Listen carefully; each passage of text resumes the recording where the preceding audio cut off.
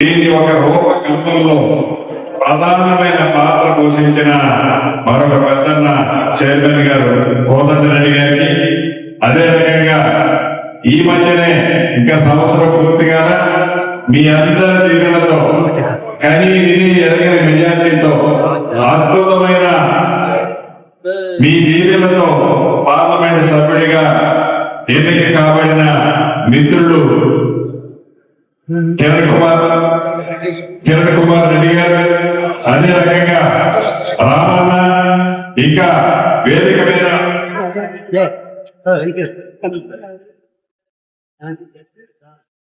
నరసింహారెడ్డి గారు, చిలుక మధుసూదన్ రెడ్డి గారు, సత్తన్న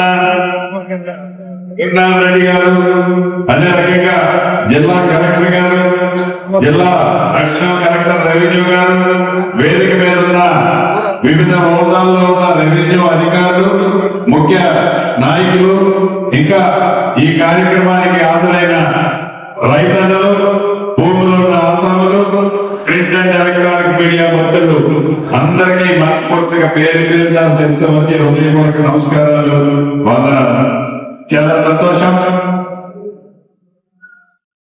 ఎన్నికలకు ముందు ఇందాక పెద్దలు చెప్పినట్లు ఇందిరమ్మ ప్రభుత్వం వచ్చిన తర్వాత ఏవైతే కార్యక్రమాలు చేస్తామని చెప్పిందో ప్రభుత్వం, అన్న మాట ప్రకారం మీ దీవెనలతో ఇందిరమ్మ ప్రభుత్వం వచ్చిన తర్వాత అనేక కార్యక్రమాలతో పాటు ఆనాటి ధరణితో రైతన్నలు, భూమిలో ఉన్న ఆసాములకు ఏదైతే అభద్రతకు లోనై ఇబ్బందులు పడ్డారో వారికి ఒక భరోసా కల్పించే కార్యక్రమంలో భాగమే ప్రజలు నచ్చి మెచ్చే స్నేహపూర్వకమైన చట్టం భూభారతి 2025 చట్టం.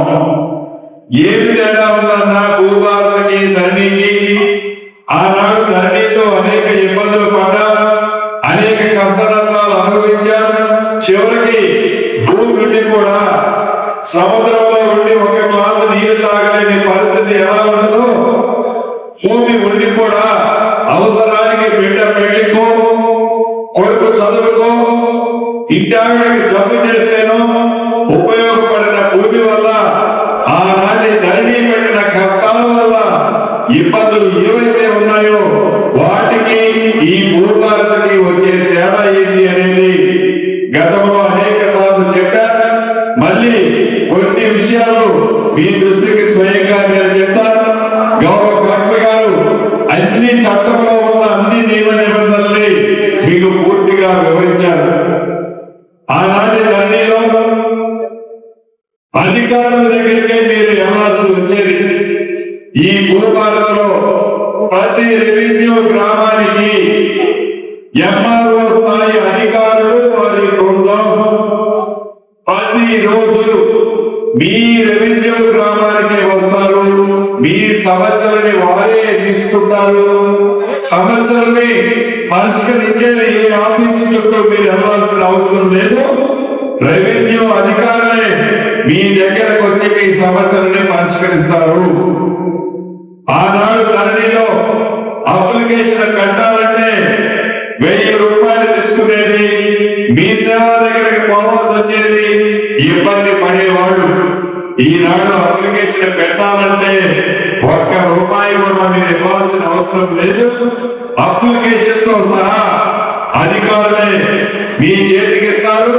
దాంట్లో పూర్తి మీకున్న ఇబ్బందులు, అవసరాలని అప్లికేషన్ లో నింపి అధికారులకు ఇస్తే భూభారతి చట్టంలో ఏవైతే ఎసులుబాటులు కల్పించామో ఆ ఎసులుబాటులన్నీ మీ ప్రాంతానికి, మీ రెవెన్యూ గ్రామానికి కూడా వర్తిస్తాయి. ఆనాడు ధరణిలో అసలు భూములకు పంచాయతీ మ్యాపులు లేకపోవడం, సర్వే మ్యాప్ అనేది చాలా స్పష్టంగా ఉంటే అసలు పంచాయతీలు అనేది వీలైనది తక్కువ వస్తాయి.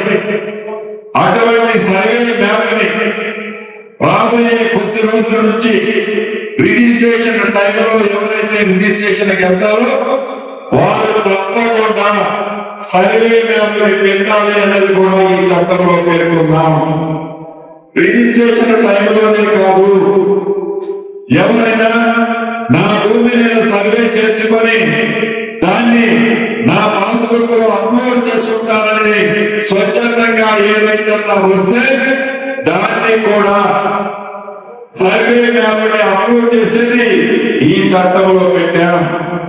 అంతేకాదు రాష్ట్ర వ్యాప్తంగా ప్రతి గ్రామానికి మండలానికి సర్వేలు అందుబాటులో ఉండటం కోసం 6,000 మంది ట్రైనింగ్ ఇచ్చిన లైసెన్స్డ్ సర్వేలని రాబోయే కొద్ది రోజుల్లోనే మీ వద్దకి ప్రభుత్వం పంపిస్తుంది. అంతేకాదు రాష్ట్ర వ్యాప్తంగా 10,956 రెవెన్యూ గ్రామాలు ఉంటే ఆనాటి దొరవారు వారి చూపు ఈ రెవెన్యూ అధికారుల మీద పడితే అర్ధరాత్రి ఒక పెద్ద కోర్టులో ఆ అధికారులను నడి రోడ్డు మీద నిలబెడితే అధికార వ్యవస్థే గ్రామీణ ప్రాంతాలలో రెవెన్యూ వ్యవస్థ లేకుండా పోయింది. ఈ విఆర్ఓ వ్యవస్థలో యోగ్యులైన వారిని మన ఈ ధరణి భూపాలన చట్టం ద్వారా తీసుకొస్తున్నా ఈ 10,956 రెవెన్యూ గ్రామాలకి రెవెన్యూ అధికారి ప్రతి గ్రామానికి ఉంటారు. గ్రామంలో స్థానికంగా వచ్చే సమస్యలని ఇబ్బందులని కష్ట నష్టాలని ఈ రెవెన్యూ అధికారులు ప్రత్యక్షంగా ఉంటారు కాబట్టి వాటిని శాశ్వత పరిష్కారం వాటి ద్వారా ఈ సర్వేల ద్వారా లబ్ధి జరిగే విధంగా ఈ భూపాలనలో పొందుపరచబడింది. ప్రతి మనిషికి ఆదాయం ఎలా ఉంటుందో రాబోయే రోజుల్లో ప్రతి రైతన్న ఖాతాకు ఒక బుల్డా ఇచ్చే కార్యక్రమాన్ని చేపట్టాం. తప్పకుండా ఎవరైతే రైతన్నులు ఉన్నారో మీ మొబైల్లో మీ ఆస్తిని ఈ భూదారు ఆధార్ నొక్కితే మీ వివరాలన్నీ ఎలా వస్తాయో ఈ భూదార నెంబర్ నొక్కితే అదే రకంగా మీకున్న ఆస్తుల వివరాలన్నీ ఈ భూదారులో పొందుపరచబడబడుతుంది. అంతేకాదు ఇంకా ఇందాక కలెక్టర్ గారు చెప్పినట్లు ఈ ఎమ్మెల్యే గారు ఒక విషయాన్ని అడిగారు. ఇందిరమ్మ ప్రభుత్వం అంటేనే పేదోళ్ళకి అండగా ఉండే ప్రభుత్వం, పేదోళ్ళు కష్టాలు తెప్పించే ప్రభుత్వం. ఆనాడు శ్రీమతి ఇందిరాగాంధీ గారు ప్రధానమంత్రిగా ఉన్నప్పుడు మన ఆనాటి ఉమ్మడి ఆంధ్రప్రదేశ్ లో ఈనాటి తెలంగాణ రాష్ట్రంలో కూడా లక్షలాది ఎకరాల ప్రభుత్వ స్థలాలని పేదోళ్ళకి పట్టాల రూపంలో ఇచ్చిన ప్రభుత్వం మన ఇందిరమ్మ ప్రభుత్వం. ఇంకా సాగులో ఉన్న పేదవాళ్ళు చాలా మంది ప్రభుత్వ స్థలాలు సాగులో ఉన్నారు. వారికి ఏ రకమైన పత్రాలు కానీ పాస్బుక్లు కానీ లేని వారు ఉన్నారు. రాష్ట్ర వ్యాప్తంగా ఎవరైతే సాగులో ఉండి భూమి కలిగి ఉండి అర్హత కలిగి ఉన్న వాళ్ళకి తప్పకుండా మన ఇందిరమ్మ ప్రభుత్వంలో అటువంటి వారికి కూడా పాస్బుక్లు ఇచ్చే కార్యక్రమాన్ని చేపడుతున్నాం. ఇందాక ఒక రైతు తమ్ముడు ఒక చిట్టి పంపించాడు. కౌలుదారి కారణం లేని కారణంగా మా భూమి అంతకు ముందు కౌలుదారి కాలంలో ఉండేది. ఇది ఆ కాలమే తీసేసిన తర్వాత మాకు సమస్యలు వచ్చాయని చెప్పాడు. ఆ చిట్టి కలెక్టర్ గారికి ఎంక్వైరీ చేయమని చెప్పాను. తప్పకుండా కౌలుదారులు కూడా న్యాయమైన వాళ్ళకి ఈ చట్టంలో ఒక కాలాన్ని ఉంచాం. ఆ కాలం ద్వారా అర్హులైన న్యాయమైన వాళ్ళకి కౌలుదారులు కూడా ఈ చట్టంలో ఒక మార్గాన్ని చూపించాం. అంతేకాదు 2020 చట్టం చేసే నాడు చట్టానికి 2 రోజుల ముందు చట్టానికి 2 రోజుల తర్వాత ఎనకమని తండ్రో తాతో ముత్తాతో రిజిస్ట్రేషన్ చేసుకోవాలంటే కొద్దిగా డబ్బు ఖర్చు అవుతుంది అని ఆ డబ్బైనా ఎందుకు ఖర్చు పెట్టాలి, నా భూమి నాకు ఉండదు కదా అని 10 రూపాయల స్టాంపు మీద సాదా పైన అగ్రిమెంట్ చేసుకున్నాడు. 2020 చట్టంలో సాదా పైనామాలు అంశాన్ని చేర్చలేదు. 9,26,000 అప్లికేషన్ అయితే ఆన్లైన్ లో తీసుకున్నారు. రైతులు కూర్చుకుపోతే చట్టంలో అంశమే లేదు, ఎలా మీరు క్లియర్ చేస్తారు అని ఆ కేసులన్నీ కొట్టేశారు. రాష్ట్ర వ్యాప్తంగా 9,26,000 అప్లికేషన్లు సరళమైన అప్లికేషన్లు ఆన్లైన్ లో పెండింగ్ ఉన్నాయి. అర్హులైన వాటిని మన ఇందిరమ్మ ప్రభుత్వంలో ఈ భూభారతి చట్టం ద్వారా పరిష్కరిస్తున్నాము. అంతేకాదు కింద అధికారులు ఎవరైనా తప్పు చేస్తే ఒకళ్ళ భూమి ఒకళ్ళకి ఎక్కిస్తే ఆ భూమి ఇది నా భూమి అని రుజువు చేసుకోవాలి అంటే పై అధికారి దగ్గరకు పోయే స్వేచ్ఛ ఆనాటి చట్టంలో లేదు. మన భూభారతి చట్టంలో ఎంఆర్ఓ గారు ఏదైనా తప్పు చేస్తే ఆర్డీఓ గారికి అడిషనల్ కలెక్టర్ గారి దగ్గరికి పోవచ్చు. ఆర్డీఓ గారు తప్పు చేస్తే అడిషనల్ కలెక్టర్ గారు కలెక్టర్ గారి దగ్గరికి పోవచ్చు. అడిషనల్ కలెక్టర్ గారు తప్పు చేస్తే కలెక్టర్ గారు క్రిమినల్ కి పోవచ్చు. కలెక్టర్ గారు తప్పు చేస్తే క్రిమినల్ సిసిఐ పోవచ్చు. ఇంకా ఆ తర్వాత వారికి ఇబ్బంది జరిగితే కోర్టుకు పోయే అవకాశాన్ని కల్పించాం. అదే ధరణి చట్టంలో ఇటువంటి అవకాశాలు ఏమీ లేవు. ఏదైనా ఇబ్బంది జరిగితే మీకు ఇంటాగా ఉండే మంగళ సూత్రాన్ని అమ్మి కోర్టుకు పోవాలి తప్ప ఇంకా ఎక్కడికి పోయే ఆ చట్టంలో ఎక్కడికి పోయే ఇసులు వాటిని ఆ ధరణి చట్టంలో ఆనాడు పెట్టలేదు. ఈనాడు ఈ భూభారతి చట్టంలో ఈ అంశాలన్నీ కూడా చేర్చాం. అంతేకాదు ఏ కారణం చేతైనా ఇంటి పేరు తప్పబడ్డా తన పేరు తప్పబడ్డా భూమి ఎక్కువ ఉండి తక్కువ పడ్డా వివిధ చిన్న చిన్న కారణాల చేత అవన్నీ కూడా పెండింగ్ లో ఉన్నమాట వాస్తవం. ఇందాక తప్పుడు అడిగినట్లు ఇక్కడ నుంచి సిసిఎల్ఐకి పోయి ఆర్డర్ పెండింగ్ ఉన్నమాట వాస్తవం. వీటన్నిటికీ మీరు ఎవరి దగ్గరికి ఎవరక్కర్లేదు.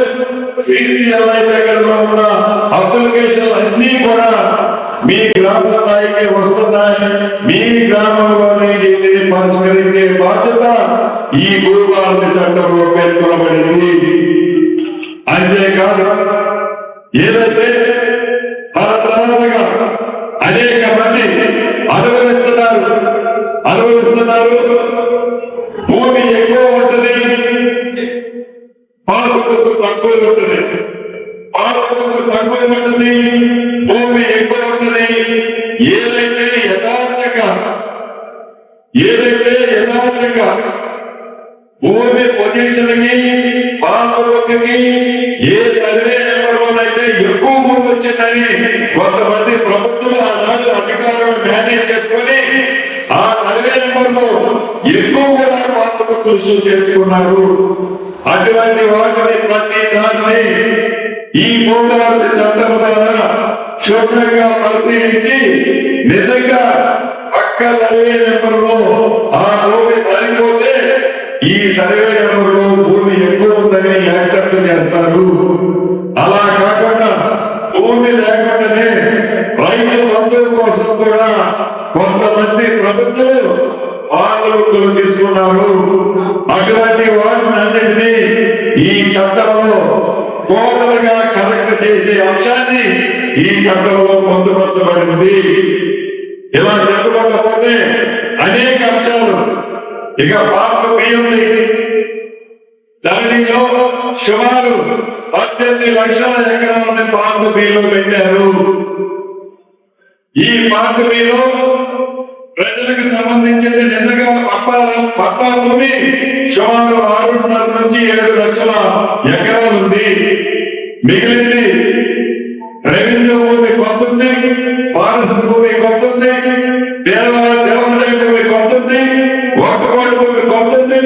ఇలా మిగతా భూములు ఉన్నాయి. ఈ భూభారతి ద్వారా పార్ట్ బికు సంబంధించిన 18 లక్షల ఎకరాలని శాశ్వతంగా ఎవరికి ఇబ్బంది లేకుండా పరిష్కరించే అంశాన్ని కూడా ఈ భూభారతి చట్టంలో పేర్కొనబడింది. ప్రతి సంవత్సరము డిసెంబర్ 31వ తారీఖు నాడు గతంలో జమాబందీ ఎలా ఉండేదో ఆన్లైన్ లో ఉన్న పోర్టల్లో ఉన్న పేర్లన్నీ సర్టిఫికెట్ తీసి జమాబందీ ప్రకారం ప్రతి గ్రామంలో ఉండే రెవెన్యూ అధికారి ఈ డాక్యుమెంట్ ని ఒక్కసారి పేరు వేసుకొని దాన్ని శాశ్వత రికార్డుగా ప్రతి సంవత్సరం భద్రపరచబడుతుంది. అంటే భవిష్యత్తులో ఏదైతే ఇబ్బందులు ఆన్లైన్ లో జరిగాయో గతంలో అటువంటిది భవిష్యత్తులో జరగదు అనేది ఈ చట్టం యొక్క ముఖ్య ఉద్దేశము. ఇటువంటి అద్భుతమైన చాలా అంశాలు ఈ చట్టంలో పేర్కొనబడినవి. అయితే వేదిక మీద ఉన్న రెవెన్యూ అధికారులకు చెప్తున్నాను, చట్టం అయితే మనం అద్భుతంగా చేసుకున్నాము. ప్రజల కోరిక మేరకు ప్రజలందరూ మెచ్చే విధమైన చట్టం ఈ భూభారత చట్టాన్ని గౌరవ ముఖ్యమంత్రి రేవంత్ రెడ్డి గారి నాయకత్వాన్ని మన హిందూ ప్రభుత్వం చేసుకుంది. చట్టాన్ని ఆచరించేటప్పుడు, చట్టాన్ని ప్రజలకు అందించేటప్పుడు, చట్టాన్ని ప్రజల దగ్గరికి తీసుకుపోయేటప్పుడు బాధ్యత రెవెన్యూ అధికారులుగా మీదే. ఇక్కడున్న రెవెన్యూ అధికారులు, రాష్ట్రంలో ఉండే రెవెన్యూ అధికారులు మీరందరూ ఒకప్పుడు ఇప్పుడు గతంలో రైతు కుటుంబం నుంచి వచ్చిన వాళ్ళే. రైతు కూడా కష్టాలు, బాధలు, కన్నీరేదో మీకు తెలిసిన వాళ్ళే. రైతు కష్టాలు తెలిసిన మీరు ప్రభుత్వం ప్రజల కోరిన చట్టం భూభారత 2025 తయారు చేసి మీ చేతుల్లో పెట్టింది. అన్ని వెసులుబాటు, అన్నిటికీ మందు ఈ భూభారత చట్టం. ఆ చట్టంలో ప్రతి అంశానికి విరుగుడు మందులు కూడా చేర్చబడింది. ఆ చట్టం ప్రజల దగ్గరకు తీసుకెళ్లే బాధ్యత రెవెన్యూ అధికారులుగా గతంలో ఒక వ్యవసాయ కుటుంబంలో చెందిన మీరు దాన్ని ప్రజలకు ఎక్కడా ఇబ్బంది కలగకుండా ఉండే విధంగా చివరికి ఆనాడు టీఆర్ఎస్ పార్టీ 2020 చట్టం ఆ నలుగురు కోసం, వారి కుటుంబం కోసం, వారి వృద్ధుల కోసం తెచ్చిన చట్టం ఆ 2020 దళిత చట్టం. ఈ భూభారత చట్టం 2025 చట్టం ప్రజల కోసం, పేదల కోసం, బడుగు బలహీన దళిత మైనారిటీల కోసం, రైతన్నల కోసం వారు కోరుకొని తెచ్చిన చట్టం ఈ 2025 భూభారత చట్టం. ఆనాడు టీఆర్ఎస్ వాళ్ళు మిగతా వాళ్ళని ఉద్దేశపూర్వకంగా ఆ చట్టాన్ని అడ్డు పెట్టి ఇబ్బంది పెట్టారు. ఇందాక రంగన్న చెప్పినట్లు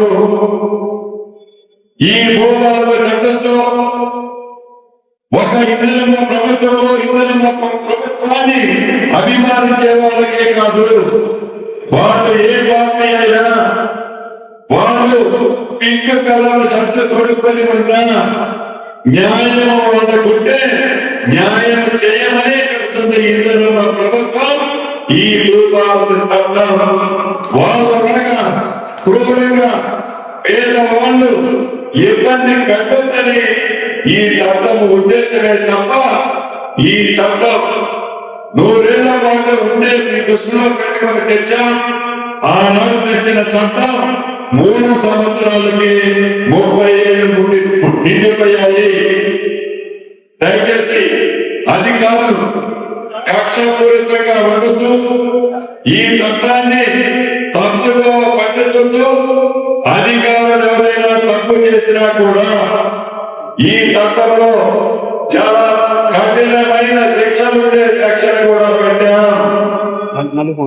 ఇందాక తప్పుడు అడిగినట్లు రాష్ట్ర వ్యాప్తంగా రాబోయే రోజుల్లో ప్రతి ఎంఆర్ఓ ఆఫీసులో,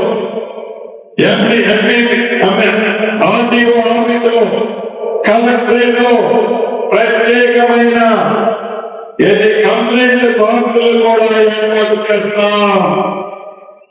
ఈ ప్రభుత్వం పారదర్శకంగా, ఈ ప్రభుత్వం పేదవాళ్ళ కోసం, ఈ ఇందిరమ్మ ప్రభుత్వం పేదలు కన్నీరు తీర్చడం కోసం రైతన్నులకు, భూములున్న ఆసాములకు భద్రత కల్పించడం కోసం ఈ చట్టాన్ని చేశాం. కాబట్టి రాష్ట్రంలో ఉండే రెవెన్యూ అధికారులంతా కూడా రాష్ట్ర ప్రభుత్వ ఆలోచనకు అనుగుణంగా పేదోడి కష్టాలు తీర్చే ఈ భూభారత చట్టంలో పాజిటివ్ గా మీరందరూ స్పందించాలని మనస్ఫూర్తిగా కోరుకుంటూ రంగన్న అడిగిన 2 అంశాల్లో కూడా, ఒకటి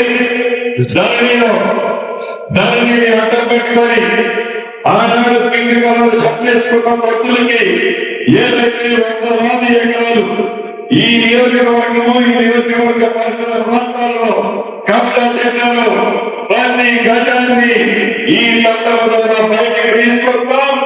పేదోడికి దాని మీద పూర్తి హక్కులు కల్పిస్తాం. అదే విధంగా ఇందులో ప్రభుత్వం అంటేనే పేదోడికి భూమి పంచే ప్రభుత్వం.